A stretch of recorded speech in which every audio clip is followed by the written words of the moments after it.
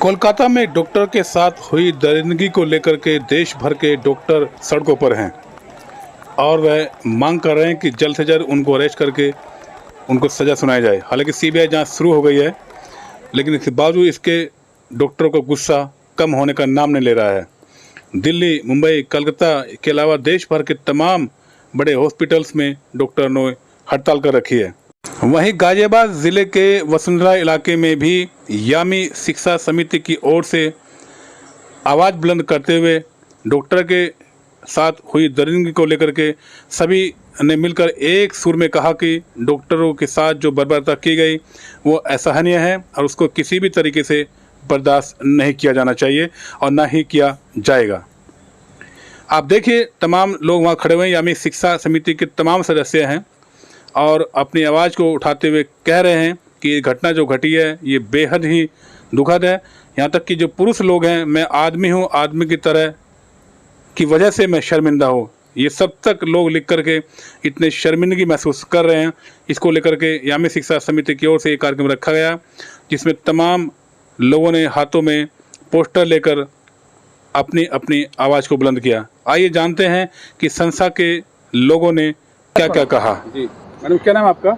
मैं दीपमाला चौधरी, यामी शिक्षा समिति से बेटी बचाओ बेटी पढ़ाओ की गाजियाबाद जिला अध्यक्ष सैल्यूट तिरंगा से मैं ये जो डॉक्टर मोमिता के साथ जो रेप केस हुआ है उसकी घोर निंदा करती हूँ और एक भारतीय होने के नाते मैं बहुत शर्मसार हूँ कि हमारे भारत की छवि ऐसे कुछ लोगों की वजह से बहुत ख़राब हो रही है। इंडिया में अलग अलग जगह से, सभी जगह से आप देखेंगे न्यूज़ आ रही है, कहीं देहरादून में रेप हो गया, बिहार में रेप हो गया, कोलकाता कांड देख लीजिए, उदयपुर में रेप हो गया। तो मुझे इस बात को लेके एक जितना भी हमारा समाज है उनसे एक बात पूछनी है कि अगर हमारी बेटियां इतने भारत जो ग्रोथ कर चुका है, डिजिटल इंडिया हो चुका है, तब भी हमारे भारत में बेटियां सेफ नहीं हैं। बेटी बचाओ बेटी पढ़ाओ तक तो हम पहुंच गए हैं, लेकिन इन बेटियों को हम इन दरिंदों से कैसे बचाएंगे? जो आदमी के रूप में, कोई भाई के रूप में, कोई ड्राइवर के रूप में, रिक्शे वाले के रूप में या किसी भी तरीके की डेजिग्नेशन के साथ हमारी बहन बेटियों के साथ वहाँ पे जहाँ वो काम कर रही हैं वहाँ वो लोग रहते हैं और उस पे वो कैसे जाने कि ये लोग आदमी नहीं, ये भेड़िया हैं जो उनको एक अलग रूप से देखते हैं, अलग नज़र से देखते हैं। जिनके साथ घटना घटी है वो डॉक्टर हैं। हाँ जी, डॉक्टर भगवान का दूसरा रूप होते हैं। बिल्कुल।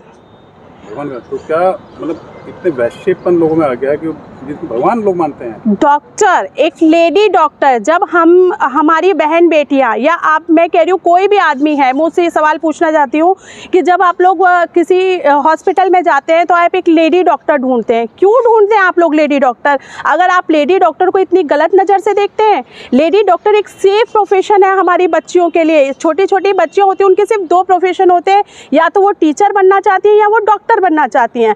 जब बेटियाँ डॉक्टर बनी हैं, आपके समाज में बाहर निकलकर कुछ कर रही हैं, अपने आप को प्रेजेंट कर रही हैं, तो आप उनको प्रोटेक्शन नहीं दे सकते? तो कम से कम ऐसा गलत काम मत करो कि जिसकी वजह से सारे भारतीय शर्मिंदा हो जाएं। हम सब शर्मिंदा हैं। आप देखेंगे मेरे साथ मेरे भाई, मेरे भतीजे, मेरे कंपनी में जो काम करते हैं वो सभी बॉयज़ आए हुए हैं।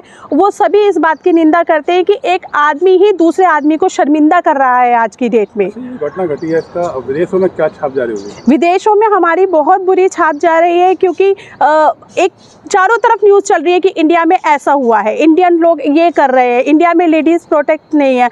अब मुझे ये बताइए, जो दुबई है या बाहर के जितने भी देश हैं उसमें रेप की सज़ा है डायरेक्ट गोली मार देना, डायरेक्ट उनको मार देते हैं या फांसी लगा देते हैं। हम लोग राम जी का मंदिर बनवा सकते हैं, तो योगी जी से, मोदी जी से हम यही प्रार्थना करते हैं और उनसे अपील करते हैं कि आप हमारे भारत की बेटियों के लिए एक ऐसा कानून बनाइए कि कोई भी बंदा रेप करने से पहले 100 बार सोचे कि किसी के घर की इज्जत को या किसी बेटी को हाथ लगाने से पहले उसकी रूह कांप जाए कि अगर मैंने ऐसा कुछ किया तो मुझे बीच चौराहे पे गोली मार दी जाएगी या फांसी दे दी जाएगी। प्रोटेस्ट कर रही है मैडम, क्यों? आपके घर में परिवार में बच्चे होंगे, क्या महसूस कर पा रहे हैं आज? जी, मेरी भी बेटी है जो नाइट शिफ्ट करती है। और वो मैरिड भी है। लेकिन मैं ये नहीं कहती कि वो अनमैरिड होती तो शायद सेफ़ होती, वो मैरिड हो के भी सेफ़ नहीं है। मेरी बेटी भी, मेरी सभी जो बेटियां हैं वो मेरी बेटी की तरह ही हैं। आज हर बेटी 7 बजे 8 बजे के बाद माँ बाप कहते हैं कि तुम घर आ जाओ, तुम घर आ जाओ। क्यों? घर ही सिर्फ हमारी सेफ्टी है क्या? बाहर हम बिल्कुल सेफ़ नहीं है। और ये आवाज़ सिर्फ जब कुछ होता है तो ही क्यों उठाई जाती है? तब क्यों नहीं उठाई जाती जब कुछ नहीं हो रहा है? तो प्लीज़ ये कानून बनाइए कोई ऐसा कि जब हर इंसान इस चीज़ से डरे कि आज अगर कुछ नहीं भी हो रहा तो मुझे डर है। ज़रूरी नहीं है कि निर्भया का केस होगा या डॉक्टर जी का केस होगा तो ही ये आवाज़ उठेगी। ये आवाज़ हमेशा उठनी चाहिए और कभी भी दबनी नहीं चाहिए, बिकॉज़ ये हमारी आवाज़ है और ये उठती ही रहेगी। जी, आप क्या कहेंगे इस घटना को लेकर के? देखिए, ये जो घटना हुई है बहुत शर्मिंदा करने वाली घटना है कि एक रूह कांप जाती है सोच के भी। जो लड़की 36 घंटे की ड्यूटी नॉन स्टॉप जागे हुए हम सब दुनिया की सेवा कर रही थी, समाज की सेवा कर रही थी, और उसी समाज से वो सुरक्षित नहीं थी। इस सोच के भी रूह कांपती, कहाँ पे आप सुरक्षित हो, किस पे आप विश्वास करो, किस पे भरोसा करो, कहाँ आपकी बेटियाँ सेफ़ हैं, कहाँ आप किस भरोसे अपनी बेटियों को आप लोगों की सेवा करने भेज सकते हो बाहर। मेरा नाम लवकुश तिवारी है और मैं इस भारतीयता और भारत के जो संविधान और कानून हैं जो आप लोगों ने बनाए हैं, वैसे तो कहा जाता है कि यहाँ कन्या पूजी जाती हैं, लेकिन मैं जहाँ तक समझता हूँ उस कन्याओं में क्या इस तरह से जो पुरुष है अपनी बहन बेटियाँ नहीं देखते, उनको शर्म नहीं आती। जिन कन्याओं को हम पूछते हैं उनके साथ दरिंदगी करते हैं, हम कहते हैं हम अपनी बहन बेटियों को पढ़ाएंगे लिखाएंगे। आज मुझे डर लगा रहता है कि मेरी बहन बेटियाँ शाम को जल्दी से घर आ जाएं, पता नहीं उनके साथ कुछ हो ना जाए।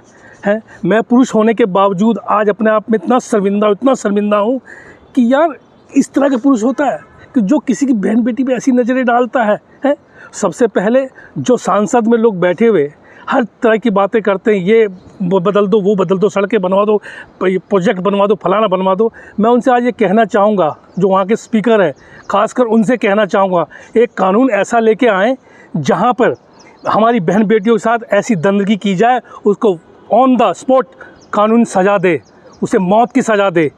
चाहे वो किसी तरह का पुरुष हो, किसी का भाई बेटा हो, अगर वो गलत करता है तो उसको हमेशा के लिए समाप्त कर दिया जाए। ये मैं कहना चाहता हूँ पुरुषों के, चाहे मेरे वंश का हो चाहे किसी के वंश का हो, उसको नासूरबूद कर दिया जाए। मैं हाथ जोड़ के प्रार्थना करता हूँ ऐसा कोई कानून मोदी या योगी जो भी इस सीट पे बैठे हैं, जो भी भारतीयता को जानते हैं, अपनी सभ्यता को जानते हैं, तो ऐसा कानून लाएं। मैं उनसे हाथ जोड़ के प्रार्थना करता हूँ अपने सभी देशवासियों से। धन्यवाद।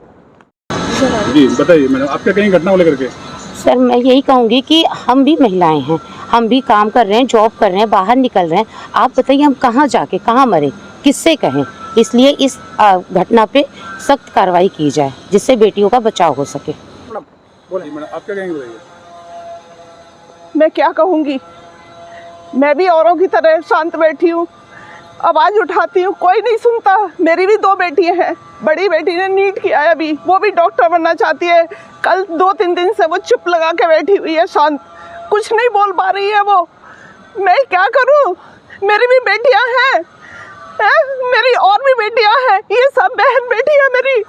मैं किसके सामने हाथ जोड़ूं, किसके लिए कहूँ? इसका कहीं ना कहीं कसूरवार लिव इन रिलेशन भी है, जो मस्ती के लिए टाइम पास करते हैं। जब उनको नहीं मिलता तो वो एक शिकार की खोज में निकल पड़ता है अपराधी।